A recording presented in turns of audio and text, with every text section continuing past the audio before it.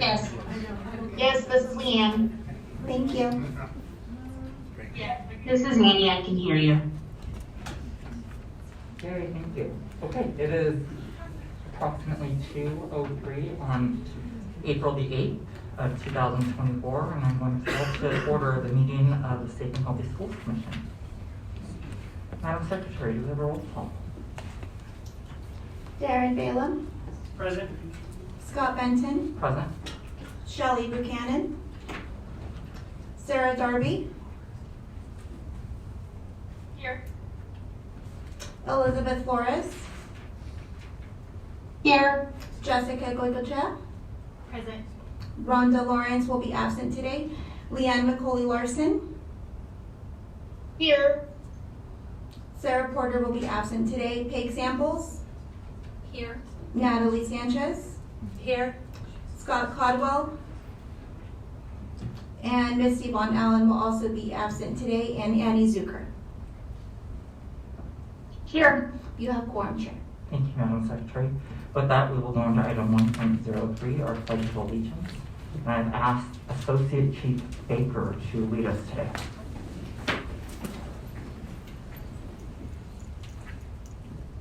I pledge allegiance to the flag of the United States of America and to the republic for which it stands, one nation, under God, indivisible, with liberty and justice for all.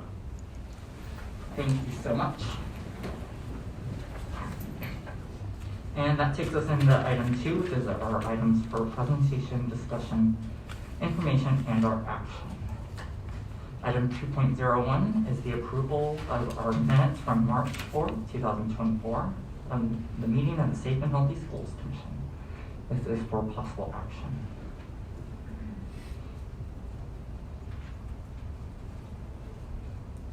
Jessica Goicoechea, for the record, I move that we approve the minutes for the March 4th, 2024 meeting of Safe and Healthy Schools Commission as written. Thank you, Commissioner Goicoechea. Is there a second? I second. Thank you, Vice Chair Sanchez. Any public comment on this item? Sylvia, any public comment on this item? No, no public comment. Any comments from commissioners on the action we're about to take? Hearing none, all those in favor, please signify by saying aye. Aye. Aye. Aye. Any opposed, say nay. Motion carries unanimously. Item 2.02 is the presentation recognizing Officer Marlena Buca Hawley, who recently completed her field training and is now the campus officer at Proctor R. Hug High School, and Shauna Baker, who was recently promoted to Deputy Chief of the Washoe County School District School Police Department. Chief Moore, I believe this is your item. Welcome. Welcome, Chairman and committee members. I just Hold wanted on, we can't hear you. talk. There you go. There you go. We're lit up now. Hopefully you guys can hear me online. So thank you for taking the time to recognize we have some movement in our department. I wanted to bring everybody's attention and take a little bit of your time, but thank you, Chairman and committee members. The first I'll bring up is Officer Hawley, and she can come up here and introduce you. Holly comes to us almost 7 years of law enforcement experience. Sorry, sir. Sorry, sir.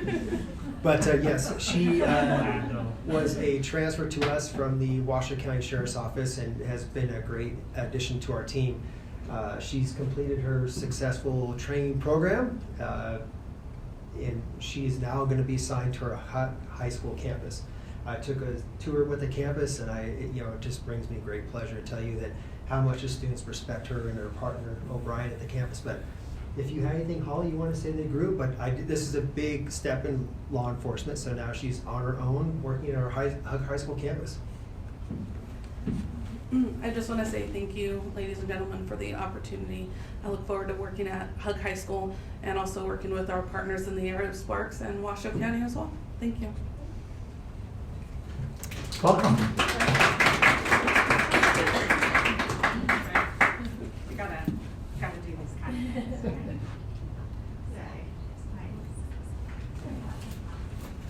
All right, and then one last one for you. I'll let you get started off your meeting. So, as you know, before Chief Trevino, Deputy Chief Price have retired, I was selected to become your next Chief of School Police. I had another position to fill, and through a long interview process, Through that, I'd like to bring up former Sergeant Baker, now our Deputy Chief, Shauna Baker. Shauna comes to us. Shauna comes to us with 17 years of law enforcement, and once again, Sheriff Bam, I can't say I stole her from you. We stole her from our neighboring police agency. But yeah, so Shauna comes with a great diversity background, and I'm looking forward to having her on my team with her leadership skills and abilities. I'm really excited to continue to move this school district forward as a leading law enforcement agency in our public education system and a regional partner. So I think Shauna had her, okay, I was gonna have her, Associate Chief Baker, I'm trying to think of what's the appropriate way to throw this in here, but it was funny, when you said Associate Chief, I was like, no, she's the Deputy Chief. But I was gonna have her in the badge on it. Okay, so, perfect. Gotta get practicing though. We had a plan, it's all good. Yeah. You have a couple words you want to say? I just want to say thank you all. I look forward. It's an honor and a privilege to continue to serve, the community, our students, our staff, our families, and all of the work that you all do for us. So thank you very much, and I appreciate the opportunity. Thank you. Congratulations. And while they're taking pictures, I'll talk briefly about why the pinning ceremony is not happening today. We used to do it here with the Safe and Healthy Schools Commission, but the Board of Trustees has asked for that to happen at their meeting. So the formal pinning ceremony with her family will happen, I think she said April 23rd, so if you want to come back and support her, then you certainly can. Yeah, so thanks for the time. Spring break was a crunch, and I was in a hurry to get a second in command to help me out through this process of moving forward. But thanks for your time. Really do appreciate it. Yes. I just want to make a note that Shelley Buchanan has joined our Awesome. meeting. Thank you so much. Thank you. Congratulations to both of you. We're excited to have both of you on the team. Our next item is item 2.03, which is the presentation and discussion of anti-bullying efforts in student activities and athletics, including trainings provided to coaches and students to prevent bullying. This is for presentation and discussion only. And before I get her title wrong, we're going to invite Judy Kreutzmann up, and she is the Washoe County School District Director of Civil Rights. Welcome, Judy. Hello, thank you for having me back to focus on this topic. And my name is Judy Kreutzmann, Director of Civil Rights Compliance. And this presentation mostly addresses bullying by athletic coaches. I know student activities is also part of the presentation. And we do also address bullying by any staff member who's an advisor, for example, in student activities, but this is primarily focused on our athletic coaches. And Judy, before you continue, to those of you that are on teams, can you see her presentation?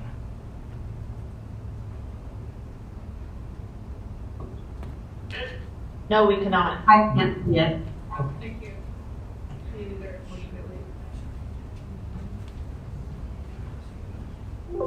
It was emailed out, correct, Sylvia? Yes. Okay. Since it was emailed out, we'll go ahead and continue while IT continues to provide us some amazing support. Judy, back to you. Okay. So you will need the next slide, please. You have the clicker. Oh, I do? Yeah. Great, thank you. Perfect.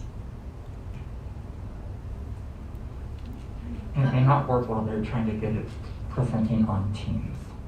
Oh, okay. Okay. Oh, it's on. Okay, so then share screen.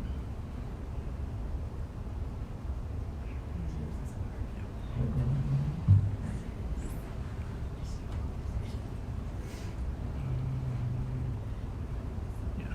Oh no, it's whichever one. That's her presentation.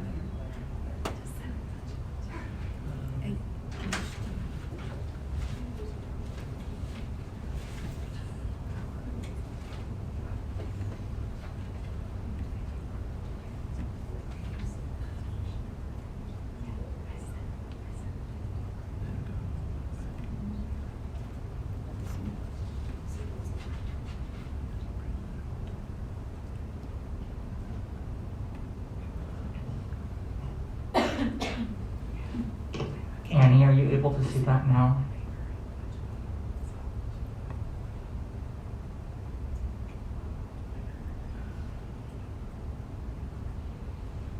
No, it's okay though, we can follow along Okay. the files that you sent. Right, Exactly. I'll just let you know what page we're on, so. Going to page number 2, of course, this is our Washoe County School District promise, and I like to always remind everyone that I'm presenting to that I think the work that we do in the Civil Rights Compliance Department very much so supports our students' need to be respected and feel safe, which of course is part of our Washoe County School District promise. On to page number 3 of the presentation.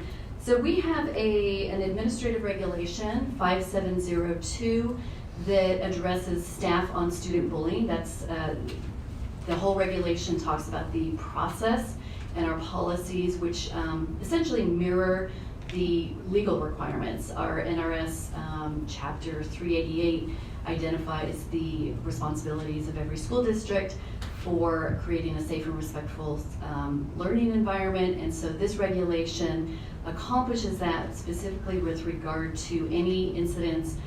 When I say bullying, this encompasses cyberbullying, incidents that are discrimination based on race, and retaliation are all forms of prohibited conduct by our staff members. And so this does specifically include any staff members who are coaches, volunteers in our classrooms, as well as part-time staff.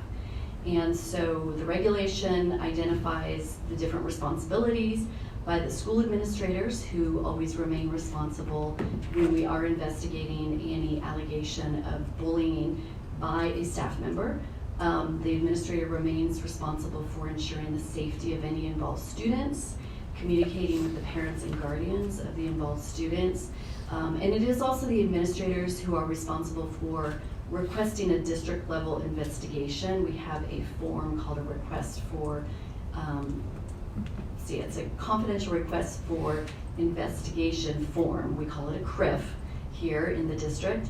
And the administrator at the school site makes that request, and it comes into the office of the general counsel, which is where my department resides, and then gets reviewed and approved, in most cases approved for investigation, and at that point gets handed off to one of our administrative investigators to investigate the allegations. We currently have 2 administrative investigators who are employed full-time by the district, and then we have an additional external investigator who is on contract with the district to conduct these investigations. I pulled together some data just to give you an idea of the numbers that we're looking at for these requests for investigations that come in. So last full school year, there were 7 alleged incidents of this is specific to athletic coaches, not staff on student. Generally, that number is larger. But of those requests for investigations of staff on student bullying, 7 of those involved athletic coaches in our schools. And of those 7 last school year, there were 3 that were found to be substantiated. And then this school year so far, of course, we still have a few more months left, but we have investigated 9 allegations of athletic coach bullying of students, and 3 of those were substantiated. So when there is a substantiated allegation of bullying by one of our athletic coaches, our office works closely with labor relations to then determine what, if any, consequences, discipline would be appropriate. Many of our athletic coaches are volunteer and not subject to the collective bargaining agreement provisions regarding progressive discipline. And so therefore, in most, but not all cases, if there has been a substantiated allegation of bullying, that will likely result in the dismissal of that coach from the coaching position. Now, when we have an athletic coach who also is working as one of our classified staff employees on a full-time basis, There may still be a dismissal from the coaching position, but of course that staff member would be allowed to continue working as one of our teachers, for example, so long as those allegations did not flow over into the other position that individual holds. And the type of conduct that we're typically seeing when these allegations come in are allegations that are, fortunately, don't involve any physical kind of contact between coaches and students. It's more frequently what we would call verbal abuse, use of profanity, yelling, also belittling or ridiculing of the student athletes. And Judy, can we stop there for some questions, Sure. if you don't mind? Uh-huh. Vice Chair Sanchez has a question, and then I would like to ask a question as well. I was just curious if you had any data about how that compares nationally. Is that pretty typical in terms of a school district at our size, or atypical? That's a really good question, thank you. I do not have data that looks comparatively at other types of school districts. I do throw out a statistic as part of my training, which I'll be talking here in a minute, that I present to coaches, that says that approximately, and this was just from sort of I think it was Alfred University had done a survey about 8 years ago of high school level student athletes and bullying and misconduct by their coaches. And the data they came up with was that approximately 70% of all student athletes feel unsafe in their sport of choice. I think anecdotally, just speaking and also looking at our data, our numbers are much less than that, fortunately. But I throw that out there just to remind coaches that that's a really sad statistic, and they're in a really good position to sort of make sure that doesn't happen. That percentage that was in that survey was speaking not only to bullying type of conduct by coaches, but also by fellow student athletes in their sport. So we do ask the coaches to also, obviously they're mandatory reporters of any kind of bullying that's going on between students. We talk to them a lot about that. Great question.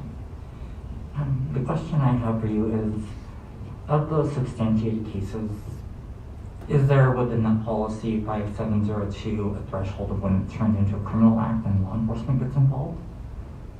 Or?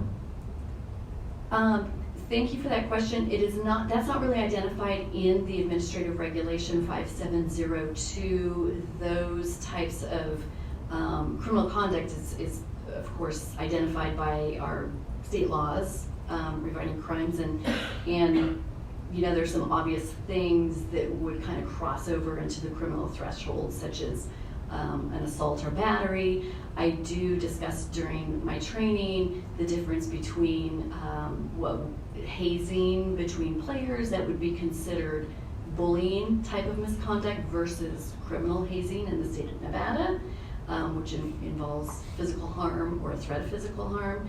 And so when that type of misconduct is present in the facts that we see presented in a request for an investigation, certainly school police or local law enforcement would get involved. And typically, my experience has been by the time an allegation, we become aware of the allegation in the Department of Civil Rights Compliance, typically school police or other law enforcement has already been involved. And our regulation does, and the state law, does allow for a pause, essentially, of the administrative investigation pending any kind of criminal or law enforcement investigation, so that we don't cross over and interfere with that investigation.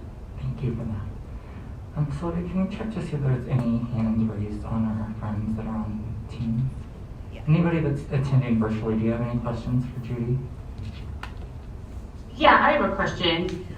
Do you have data on those allegations that do not reach your office, to like the numbers of allegations that go through the channels that don't reach your office? And then my second question is, once something reaches your office, what determines whether it's an internal investigation or an external investigation? Judy, before you answer, Annie, is that you? Commissioner Zucker?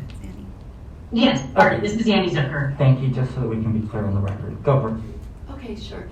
Okay, well, we have trained our administrators to, or asked them and trained them to submit any allegation of staff on student bullying, whether it's coaches, teachers, administrators. Those are now supposed to be investigated always by the district level investigators. So there could be incidents out there that, for whatever reason, an administrator does not determine really rises to the level of what we would call bullying, and they are asked to do sort of a pre-screening and ask, you know, if this is conduct that, if true, would not be considered bullying, then they can keep that investigation at their school site. You know, we do get some requests for investigation of the types of conduct that are more related to, let's say, a parent's discontent with playing time. And those are tough because sometimes there is some retaliatory conduct that's happening. It's not warranted. A lot of times it's just what it is. You know, why aren't you playing my student more? And they're sitting on the bench too much. So we do ask the administrator to kind of screen that out. So these allegations of any kind of bullying by coaches really should rise to the level of getting reviewed and investigated by our district level investigators. And the second question, I think, had to do with how we determine whether our internal staff investigators review or investigate versus the external. And that's really just based on caseload and distribution amongst our investigators. We really don't necessarily distinguish between our external investigator and our internal investigators with regard to who gets assigned what kind of cases. It's really just, you know, what does everyone's caseload look like right now? So that we can make sure that obviously these bullying investigations get reviewed and investigated as quickly as possible. So to be clear, this is Annie again for the record. So we don't have numbers on how many reports of bullying have gone through the principal or gone through the school first, that have been handled by the school, I guess the question is. Right. Well, and again, you know, as I said, if they've determined it would not be something that actually, if true, would be considered bullying, then you know, they wouldn't really be reporting it as a. I mean, obviously you get reports, right? And the training that I provide to our administrators is just because somebody says it's bullying doesn't mean it's always bullying, but the reverse is also true as well, right? You don't have to say the word bullying for it to be bullying. But so you're wondering just, you know, how many well, I guess I believe the language that we have is intent to bully, and I'm wondering if you could explain the definition of intent to bully versus bully. Well, again, I think, you know, the intent to bully, you know, bully has a specific definition in the law and then within the district, and this is all outlined in that Administrative Regulation 5702. We have created what we call the 3-point criteria. So we look at 3 things, and the first one is, was there harm to the student? The second one is, was that conduct by the coach in this case unwelcome by the student? And then the third one was it severe, pervasive, or persistent? And you know, that is obviously something that you know, there's a subjective and an objective element to that, but you know, the intent to bully would necessarily require an intent to do something that we would define as bullying, which is, you know, specifically targeting that student for really no other reason than to belittle, demean, diminish, verbally attack, or you know, discriminate against based on that student's personal characteristic. I mean, every case is different, and obviously it is entirely possible that there are some things that we do not hear about, that the school site has decided to screen out.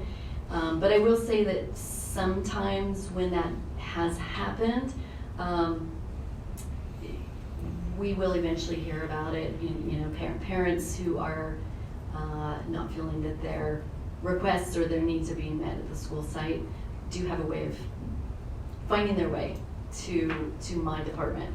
And so we typically hear about it, and then we go back and we circle back with the school and check in and see, you know, did you know about this? What have you done? Where are you at? And you know, many times at that point, it's appropriate for our district level investigation to take place to demonstrate that a thorough, unbiased investigation has occurred. Thank you. Any other questions before we ask Judy to move on? All right. Oh, Zara. I have a question. Her hand is up. Zara. Hi, I was just wondering if there was a different procedure when it's like physical bullying, if that makes sense. Thank you for the question. Well, if there was physical bullying involved, I would imagine that that would be something that would probably most likely rise to the level of getting school police involved or local law enforcement. But as far as, you know, all the other responsibilities the administrator would have in order to create a safety plan, that would really be very, very important, obviously. If we had some sort of physical bullying happening. So, you know, my answer is basically not very different. We still have some things that have to take place in any situation where a student's being bullied. Most importantly, making sure that they feel safe both emotionally and physically. I just think that in a physical situation, we would much more likely have some sort of law enforcement involvement. And then perhaps in that case, Sure. be sort of waiting until the administrative investigation takes place after law enforcement gets done. Oh, and I guess I should also add, what would most likely become different in that kind of situation is that most likely the staff member, the coach, would be placed on leave. That's typically, and in many cases, with any of our staff on student bullying, if we have a situation where we are concerned about the physical safety of our students while the investigation is pending, that individual would be placed on administrative leave with pay, of course, if they're a paid employee. And that is different from our other typical investigations. Thank you for that. All right, we're going to bring the presentation back up and continue on. Okay, so let's see, we are now move on to page. What page are you on? Oh, what happened? Sorry. We're going to go on to page 5. Did I lose control? Yeah. Page 5? Okay. You should be going now. Come on. Resume. It's bouncing everywhere. It's not going. I clicked on it.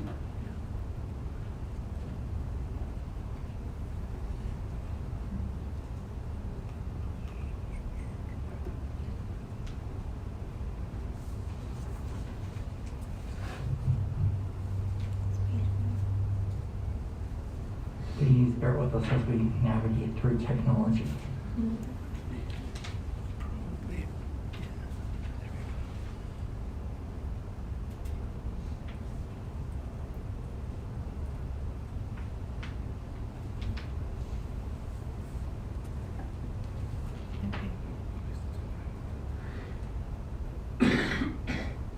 Okay, for those following along, we're on page 5. Thank you. So we do mandatory coach training, and I or somebody else in the office when I'm unable to conduct this in-person training done by season. And so last year, for example, or I'll say this school year, I did conduct 9 sessions and we reached 807 coaches total. Now, we have a lot of coaches, as you can imagine, who come back year after year after year. Some of our coaches have been coaching with us for over 10 years, and so they've been attending this in-person training for many years in a row, and so we're shifting next year. We are going to shift to a training schedule that will require our coaches to attend the in-person training every 3 years, which is consistent with adult learning capacity. And then in addition to that, every single year that a coach is not attending in-person training, they will be required to view a refresher training every year and acknowledge that they have reviewed that information. And the topics that are covered in that training, it's not only the laws and the policies that address all kinds of bullying, cyberbullying, hazing, harassment, etc., but I also discuss the mandatory reporting obligations, which of course is related to bullying. I really want to make sure that the coaches know that they are required to report any kind of student-on-student bullying that's occurring on their teams. And they also have an obligation to report any bullying that they observe happening by a co-coach. And then we also review some of the legal hot topics for coaches, including their ethical obligations to keep their private business interests separate from the work that they're doing for the school district. Trying to think, we also talk quite a bit about the use of rubrics during tryouts, because that is an area that can create some issues or even litigation that we've observed in the past, as coaches appear to be conducting their tryouts and selecting students for their teams based on impermissible subjective reasons. Then they can get in trouble for that. So we talk a lot about what it means to have objective rubrics, things like that.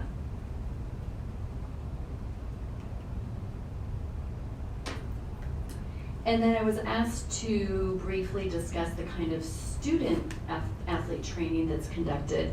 So the district is required to train all students on topics of bullying and harassment. We have a board policy 5700 that touches on this, and then we also had a compliance audit that was conducted in the school district. It was almost 10 years ago maybe. But we have a resolution agreement that we entered into that requires us to conduct this training. Currently, we have a curriculum called the Civil Rights and Me curriculum, which is appropriate for middle school age and high school age students. That unfortunately has not been really consistently delivered to our students. We kind of lost some momentum with the pandemic, and we're kind of revisiting how that's being used and talking to our schools about getting that back online for our students. But then also, we just recently had some funding approved by the Board of Trustees to provide some bullying training. We identified a vendor who produces some really great online training modules, age appropriate, on a broad variety of topics. And so this will allow us to provide group training for students, or sort of provide if we want to require spot training for students who are repeatedly having issues with bullying. We can require students to do that individually. So I'm personally kind of excited about this, because this is a resource and sort of tools that we've not had available until now. So we'll be putting that into place for next school year. because we have had, I have had some athletic directors and administrators at schools, when they notice that they're having some patterns of behavior amongst their student athletes. They have asked, is there, what can we do? They've asked me if I could come and do training to the student athletes, and there's only one of me, so that's kind of I can't go out there and be training all of our student athletes, but with these training modules, it would be very easy for an athletic director to arrange, for example, to have all fall sports student athletes attend a night where they watch maybe a video that talks specifically about cyberbullying, and then also a video that talks about hazing, which of course is very relevant to our student athletes. If we're able to pause, our vice chair is leaning in with a question. Okay. Thank you. So my question is, does this vendor have the opportunity to provide survey data to ask students how, maybe from the beginning of the year, if they had any incidences, compared to the end of the year, and also be able to ask parents? Or is there a mechanism that you guys already do to survey parents and students? That is a great question, thank you. The vendors that provide the kind of online training we're looking at really don't cross over with that kind of service. There are, of course, vendors that provide that service, and that is something that we are also looking at, either to have a vendor on the outside conduct these kinds of more targeted climate surveys is really what you're talking about. There is a fairly broad general climate survey that the district is required to conduct annually. But it is broad and doesn't really drill down into some of the specific data about the kind of bullying that's happening, the student demographics, where it's happening and that type of thing. And I think it would be very useful for our schools to have that data in our district. And so I'm also having discussions with our accountability staff, and they have the capacity to conduct those kinds of climate surveys. So we're looking at what makes sense, maybe a combination of using outside vendors and also doing some surveys internally. But to answer your question, we have not been doing that kind of really specific drill down survey that focuses on the types of bullying, cyberbullying, hazing, and that type of thing that happens. And that would be a really great way to look at it, I think, sort of the before and after, to see how effective some of our training efforts are. But I would definitely like to get some of that in place for next year. Thank you. And that's actually it. I'm happy to answer any more questions. Any questions from the principal?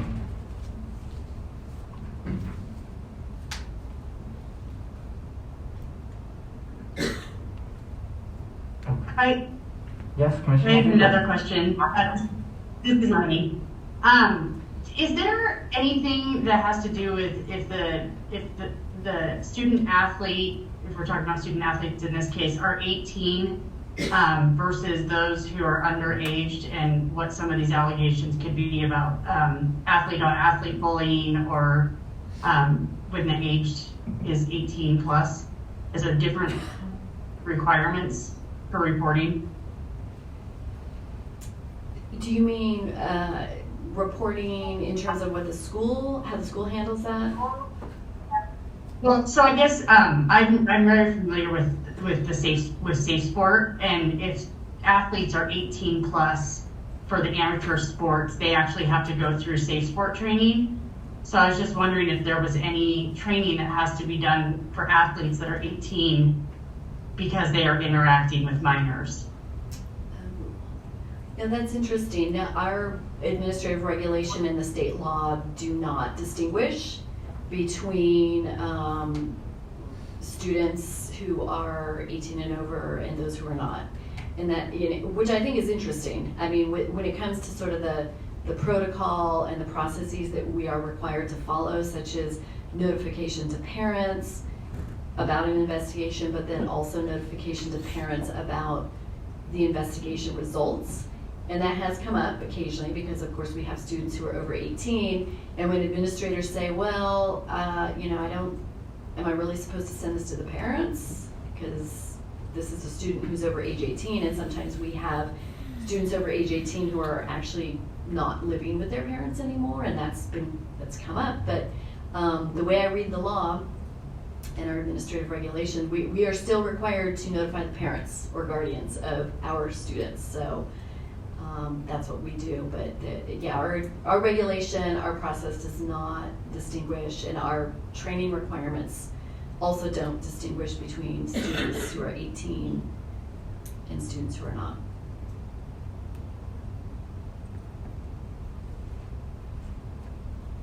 Any other questions? Great conversation.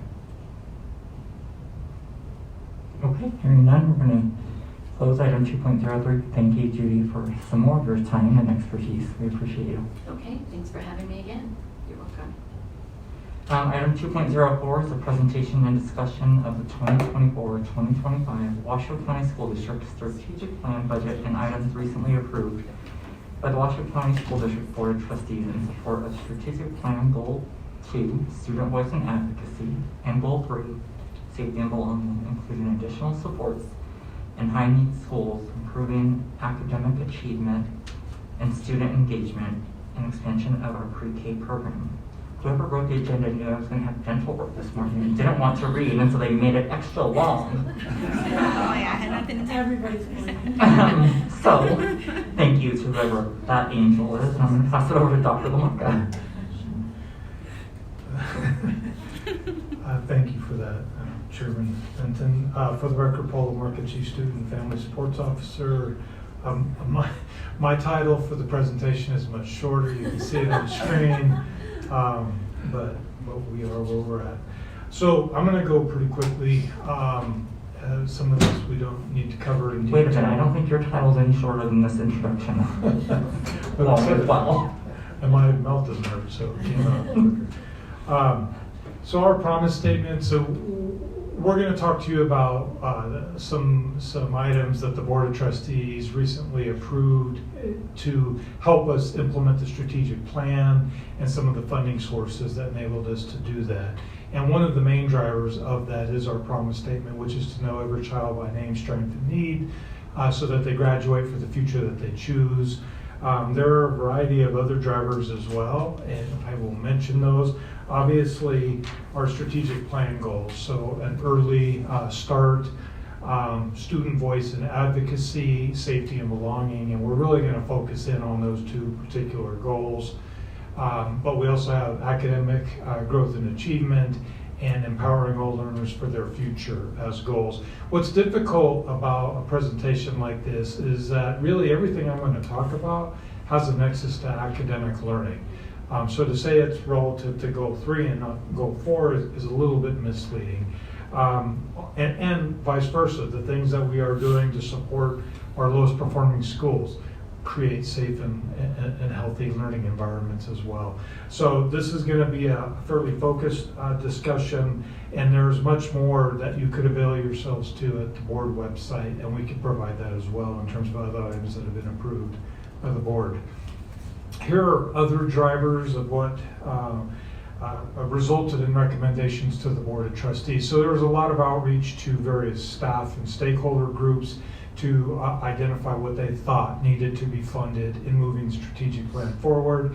I think you've heard this kind of regularly. There was an emphasis on people over programs, which we think is healthy, especially where we're at as a school district right now. And I think a longer term goal, it is embedded in with what we're doing now, and that is lowering class sizes, but this might end up being more of a longer term goal because of some restrictions that we have, such as pipeline, available teachers, etc.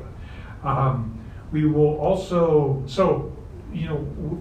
Mark Mathers should be here to talk about this. He did tremendous work for the last legislative session, and what he likes to talk about is just the historic funding that was provided by the legislature and the governor to public education in the last legislative session. So thank you very much. That enabled us, for example, to provide virtually all employees. We know we have some negotiations still going on, but with significant pay increases to really level the field, not to pay them more, but to level where they need to be. But it does help in terms of boosting morale and getting us kind of level set. From that funding, we are also able to carve out $10 million specifically for implementation of the strategic plan. And then we also have some weighted formula areas. There's a special education weighted formula, and then students who aren't in special education but who are EL, there's a weighted formula for EL. And then for students who aren't in either of those categories, there's weighted funding available for what we call students who are at risk. There are significant restrictions over the use of EL and at-risk weighted funding, and I'm not going to get into real detail, but it was where there was an ability to use that funding, it was considered in pushing the strategic plan forward.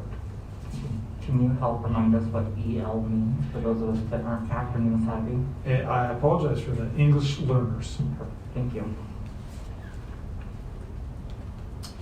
So, and just to make it even more confusing, what we decided to do was to take the goals and then to create some themes to categorize the initiatives that we're going to talk about in a minute. And so you have those in front of you. The one that we're going to primarily talk about is student support, engagement, and belonging for all students. And again, this is goals 2 and 3.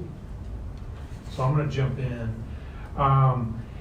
Because I'm actually very excited about many of these additions that we are making. And I think I can take my glasses off. Maybe. So you see goal 2 is all around student voice and advocacy, and we do have 2 student voice facilitators now in our school district that support our 100 plus buildings. We are using strategic plan funding to add 1 student voice facilitator, and this will be critical to the success of that program. What we're trying to do, and Zara Darby, who's on your commission, is part of our district level student advisory committee, and she's also part of the one at Hug High School. We're trying to stand up student advisory committees in every school. This year we're trying to complete that at high school, next year middle school, and then by the 3rd year in all of our schools. And so we really need that person to enable us to do that. Next, what you see is an expansion of clubs and activities, and we know these are critical to connect students in ways that may not be academic, but still help them build an identity around the school and create that sense of belonging. And sort of associated with the expansion of club and activities, especially at the secondary level, we are adding a program coordinator to assist with that work. They will work very closely with our athletic administrator, Mr. Roland Stallworth, and his group, which is a group of 2. It's also Paula Edmonds. She does a fantastic job. And so what's very exciting here is we're going to expand middle school athletics. What's available right now for 7th and 8th grade students, also to 6th grade students. This is a really great thing, we think. And there's going to be a bunch of logistic hurdles. And I think we'll get past those and then we'll move forward. So that's exciting. The last item is not flashy, but it's critically important. Our athletic trainers are underfunded at this point. So this will hopefully get them to a level where we can have them in every high school and sustain them over time. So we need to expand activities, but we also need to do it in a safe way. And so that's important for us. Next, we get into our expansion of volunteer services. And really, we have an amazing coordinator, Nicole Vasquez of Volunteer Services. And really what just the initial expansion is going to allow us to do is just become much more efficient. So just out of curiosity, how many volunteers do you believe we have in the school district? 200.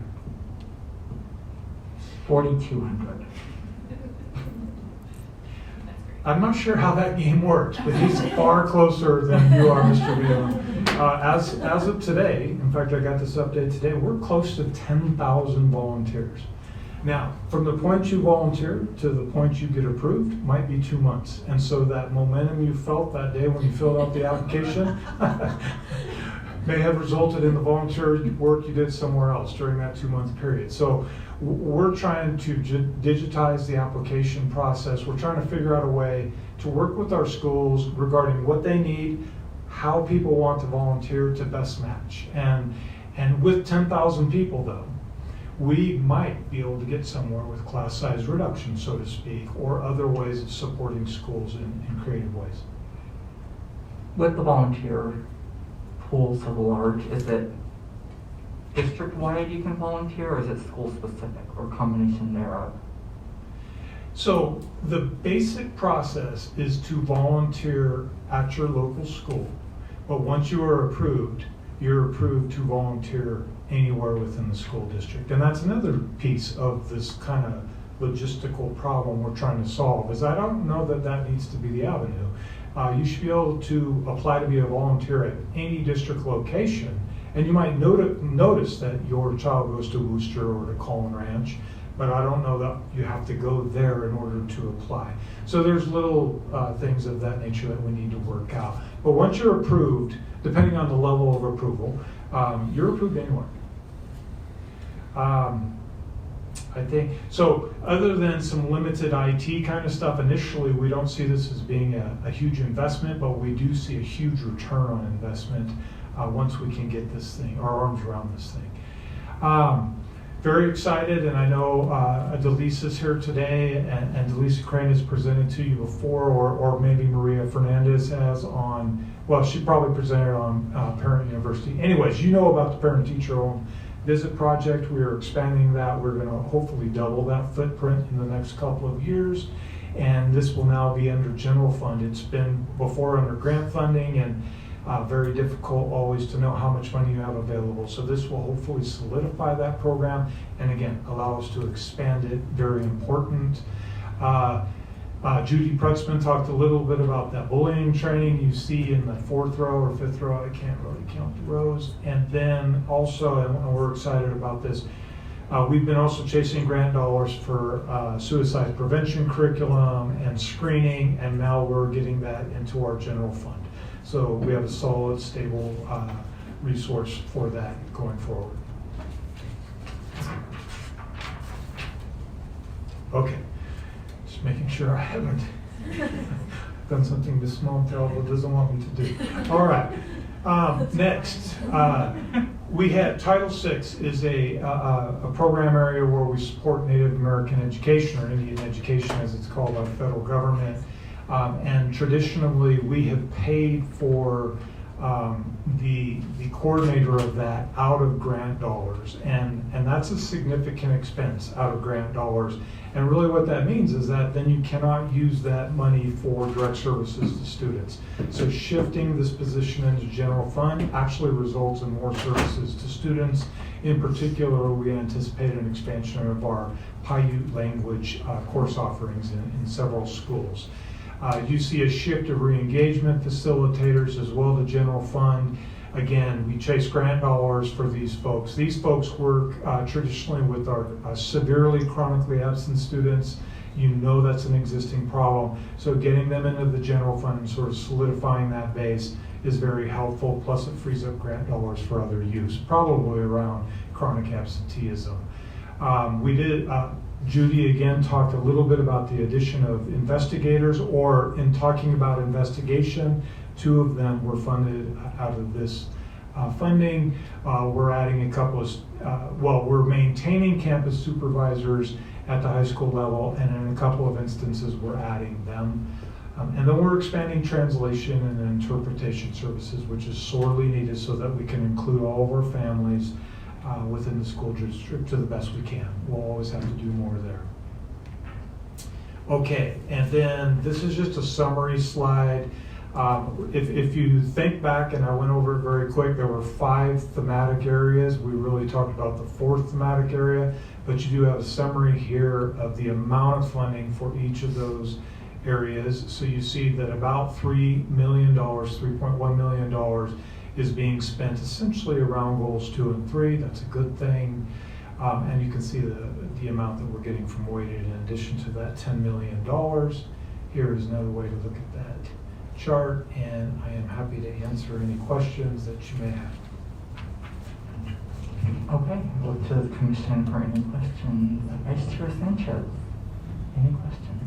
I had no questions, just a comment. That was fantastic. That's really hopeful to see all those things and to see kind of the aggregation of, you know, whether it's suicide that we've been talking about on this commission or, you know, middle schoolers really falling off and as a place of intervention. So to see 6th grade to be able to do sports is so exciting.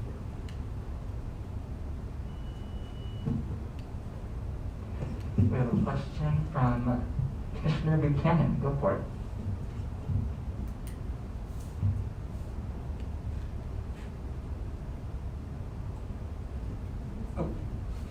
Okay, I'll read her question. It says, if state funding per pupil with extra dollars based on risk factors, how does this work with district funding high-need schools? She did say that she's having a problem with her microphone. She too wants to hear me read.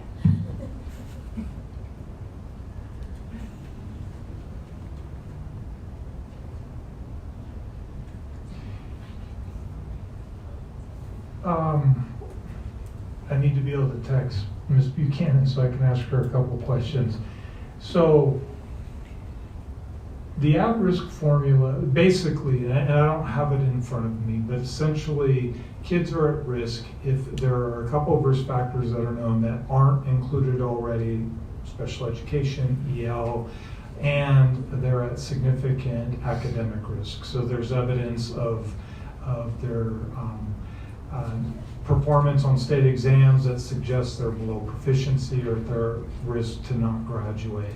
So there is significant correlations between those factors and how schools are performing overall. There are significant associations between those factors and other factors such as living in poverty that creates Title I schools, that kind of a thing. So really, and I don't know if this is going to help Ms. Buchanan, essentially what has happened, I will say this, and I think that's in the presentation, some of the at-risk funding was used in the negotiation of staff salary increases, and we were able to do that because the staff were embedded within schools. And so we could allot some of the funding that goes to each of the schools based on the number of at-risk kids to that. There was still a residual of that amount of funding.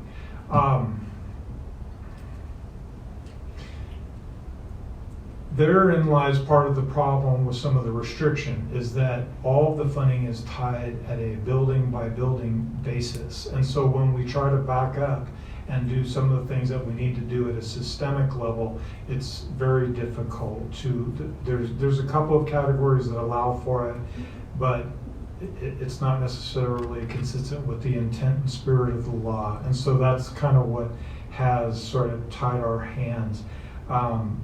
I'm not sure I'm answering Ms. Buchanan's question. Commissioner Buchanan, is there any further follow-up questions for Dr. LaMarca? I can hear, but cannot speak with the microphone. I just thought the funding was allocated per pupil no matter where they were located. Essentially, that is correct. That statement is correct. But the definition is restrictive enough to where it's not tied to each student. It would be tied to students who are identified as at risk based on the state formula, which is a bit of a mystery and for a different time. And so it does create difficulty accessing those dollars at a central level. And I'd be happy to talk with Ms. Buchanan via email, and then if there's something that's relevant that's for the whole commission, we can forward that to the whole commission. She replied to you that it's complicated, and thank you. You're welcome. I would suggest you prepare a dissertation. Any other questions or comments around item 2.04? Okay, thank you so much, Dr. LaMarca. A very long title. We're going to move to item 2.05, which is another long introduction. It's a presentation and discussion of full-service community schools in the U.S. Department of Education initiative to use established schools and community partnerships to provide well-rounded educational opportunities and meet the social, emotional, physical, and mental health and academic needs of students, and the collaboration between the Washoe County School District and other local agencies and nonprofits to encourage family stability programs and services. This is for presentation and discussion only, and I promised I was going to get her name right. It's Lisa Crane. Not Lisa DeCrane. That's okay, I'll Take it answer away, to Lisa. just about anything. The apostrophe throws people off. So, thank you, Chairman, and members of the commission. Dr. Lamarca asked if I would just give you an update on where we're at with full service community schools. So I will, just a second, thank you. So just a little bit about where we've been. In 2018, Sherry Jameson, who is the former CEO of the food bank, and Sarah Marshall, who's been a longtime member of our community and facilitates a lot of different groups, came to us and said, we'd really like to put the food bank out of commission, out of work, and stabilize our families. And how do we do that? How do we get results around that? So after a few discussions, we talked about landing on full service community schools. So in 2018-19, we formed a committee, started meeting, looking at the model, discussing it, engaged a couple of professors, Dr. Jennifer McClendon and Dr. Sam Ehrenreich, who are both in the College of Education, and they wrote a federal grant. So we've applied for that federal grant 3 times. The first grant was canceled. This next 2 grants, we weren't successful, but very close. And we've continued to meet monthly for 6 years now. There's a lot of folks that are part of our monthly meetings that really believe in the coordination and the potential of this model for our community. So some of the things that we've reflected on, these are the 4 pillars of a full service community school: integrated student supports, expanded and enriched learning time and opportunities, active family and community engagement, which explains my connection to it, and collaborative leadership and practice. And what we've reflected on is we really have a lot of things in place. So you can see those bullet points under each of those first three pillars. We have things like school social workers with counseling. We have school-based mental health professionals, co-located mental health supports, family resource centers, communities in schools, which is a great partner. We have a lot of partnerships around expanded and out of school time, both internally team up and externally with organizations like Sierra Nevada Journeys and Boys and Girls Club. And we certainly have a lot of things in place for active family and community engagement. But the one thing through our discussions that we've really learned about the model and reflected on is it's that collaborative leadership practice. And that happens at multiple levels. It happens both at the school site, where families, educators, teachers, support staff, the principal, community-based partners, relevant community-based partners are sitting at that leadership table, looking at their own data, really saying what they need for their own community.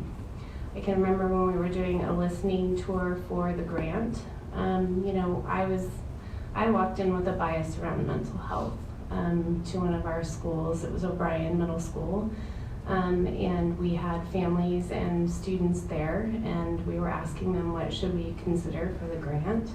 And my thinking was mental health. And one of the students said, I get on a bus and I go home to Lemon Valley every day, and there's really not a lot for me to do out in my community, and my parents are at work.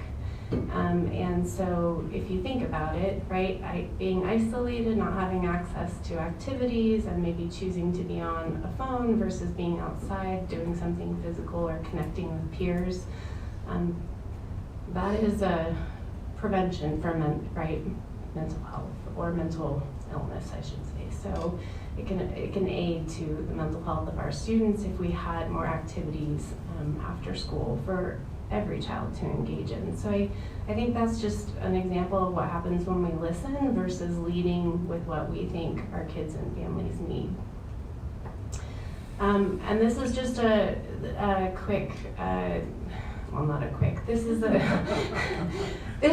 very complicated diagram of really what we've learned from other communities who fully developed this model in partnership with cities, counties, districts, other governmental agencies. So on the far right is what I just described, that school leadership, collaborative practices happening. We feel like our family stability group is kind of maybe that bottom circle where it's the intermediary. But really, if we had this fully developed, you would have partners across the board from our community on the left-hand side, really creating this menu of supports and services so that it could feed into the school sites depending on what the families, the educators, and the leadership of the school site say. So really those pieces that we're missing are sort of that coordination and collaboration at a systems level. We have pieces of that in place, but maybe not as full as it could be, as well as at the site level and support for all of that.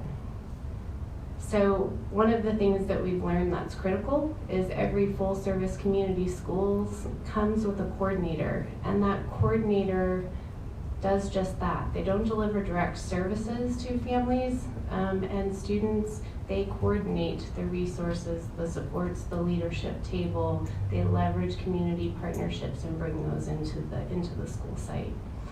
And they might be sharing back data and evaluation. That's what's working. So like I said, we've been meeting for 6 years and unfortunately haven't successfully secured funding yet, although we've tried not only with the federal grant, but some private grants as well. So our group decided that we needed sort of broader awareness around what is it that we're trying to accomplish, what is this model. So on March 15th, in collaboration, well, in sponsorship of United Way, who sponsored the event, and in collaboration with all of those organizations you see up there, UNR, WEA, Communities in Schools, Sarah Marshall, and of course lots of folks from the district. We held a convening at O'Brien Middle School. United Way's funding, we were able to bring in some people who have deep experience with full service community schools from both Idaho and a systems perspective, and then a principal from Albuquerque, New Mexico, and they shared with us their experiences of developing full service community schools. So we had about 60 people there, cross sector. I think it was a great representation, and we are still determining next steps. So we just had a leadership meeting this morning, so that's a newly formed leadership team where we're really looking at what is the mission, the vision, what are milestones, what could a possible coalition look like. Our monthly group is growing organically. People have signed on and want to be a part of the discussions, which is exciting. UNR, our two partners from UNR, Dr. McClendon and Dr. Aaron Reich, have committed to help continue seeking funding and build this out. And then I think our group we're really trying to remain centered in that this is a plan that we want to develop with the community and not necessarily do things to the community.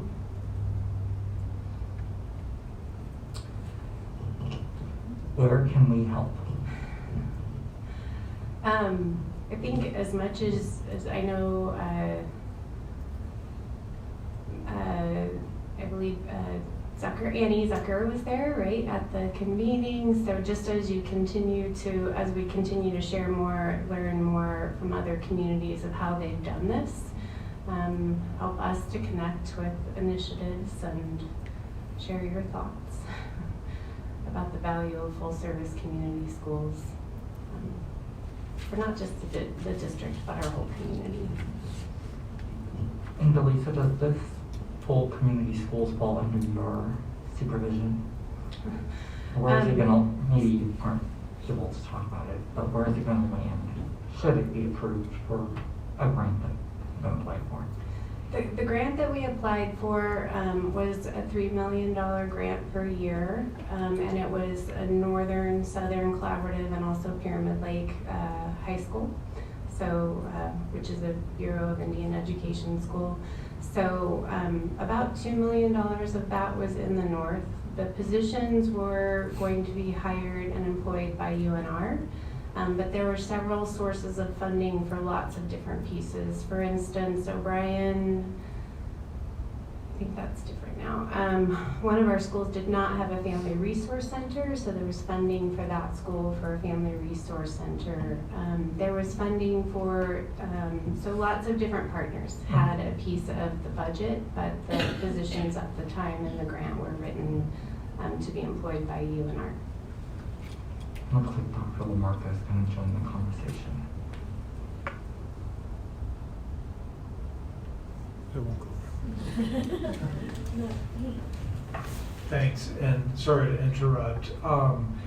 And thank you, Delisa. I did want to say that you'll maybe recall, I think most of you were here, that Dr. McClendon and I think Dr. Ehrenreich, but he might not have been here, they presented to you a couple years ago.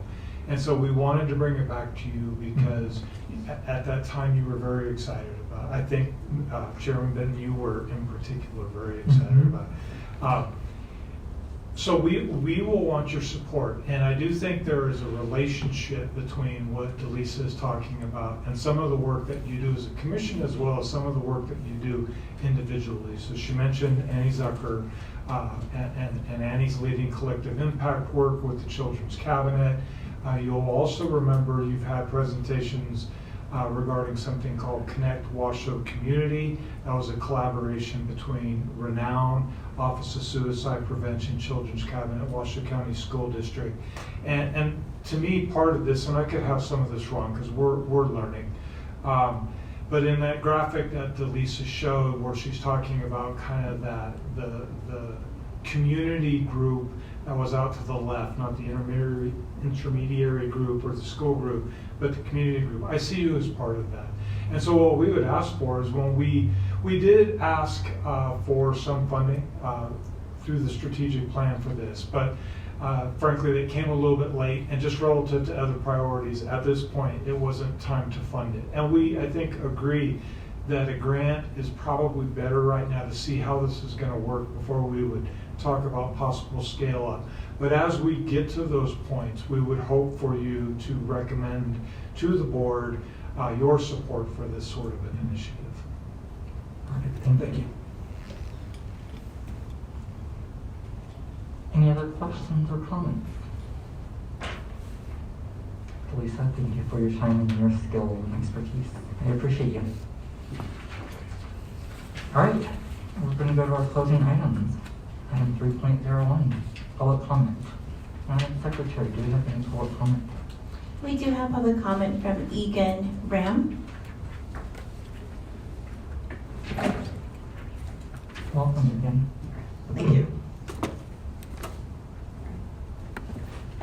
All right, yeah. Hello, I'm Egan Ram. I'm a senior here in Washoe County and also the chair of Reno's Youth City Council. So one of the primary issues we've been trying to work to address on the council is the substance abuse problems here in Washoe County plaguing our schools. And while we've been focusing ourselves on more like community-driven events, and we applaud your guys' efforts to involve various community organizations and try new things, public health professionals, to tackle this issue, we feel that despite the significant strides that have been made, some of the policies held by the school district have still lagged behind with respect to like classroom instruction for these sorts of prevention measures. So, for instance, I know that a lot of your curriculum has been like improvised to move quickly to catch up with these recent advances, but the regulations we feel need to be kept up in the books as well to ensure that these advancements you guys have made in fighting the substance abuse problems stay instead of just being trial runs. So, for instance, one thing we identified is in Washoe County School District's Administrative Regulation 6164.1 on substance abuse prevention. The recommended guidelines for teachers is still to use the program Here's Looking at You 2000, which hasn't been updated since the early 90s, far before any of us were born, unfortunately, but more importantly, it's been studied in like several medical and public health journals, and the conclusion was that it's ineffective. So, for instance, A study commissioned by the federal government noted that the program failed to produce any notable positive or negative impact, nor did it produce any significant changes in attitudes closely related to juvenile drug use, whether that's like smoking or hard drugs or peer drug use. So I know that the Washoe County School District promises to reevaluate and update these things. However, it seems like a lot of effort has been placed into allocating additional resources into trying new programs instead of like replacing the ineffective programs that are currently held in the classroom, when it could potentially be quite effective for the school district to target these weak points in the district's instruction. So in recent years, much more effective classroom programs have been tried even here in Northern Nevada. So for example, in the American Academy of Pediatrics Journal, there was a paper titled Substance Abuse and Addiction Education for Northern Nevada Youth, which has made like improvements upon the existing Here's Looking at You 2000s framework. So the Reno Youth City Council would just like to urge the Safe and Healthy Schools Commission to perhaps discussing and endorsing an alternative classroom education measure to right substance abuse to be presented to the board in order to modify these regulations. So hopefully we can make progress towards fighting the substance abuse issue in our schools on multiple fronts as you guys are doing. So thank you very much, I appreciate it. Thank you very much for your comment. Any other public comment? No other public comment. Thank you. And with that, we'll close public comment and go to item 3.02, which is the announcement of our next meeting, which is Monday, May 6th, 2024. And with that, it is 3:19, and I will adjourn the meeting.